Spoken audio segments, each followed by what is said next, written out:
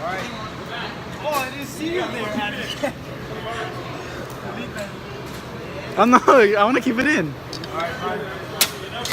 Alright, so I'm gonna teach you guys what I'm doing.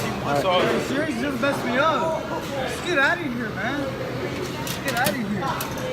I could take this apart faster than you. Yeah, man, I swear, it's so dumb. Alright, so I'm gonna say how I think this thing works.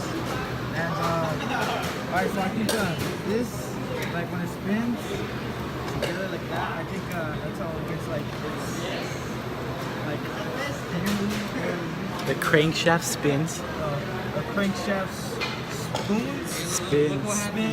Yeah, the crankshaft it spins. Yeah. Oh, I think I messed up.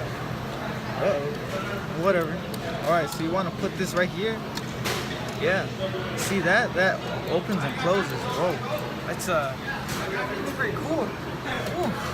Alright, so then what you want to do is I think that oil or whatever fuel goes in here. It makes this thing run. And yeah. Oh damn, that thing feels smooth.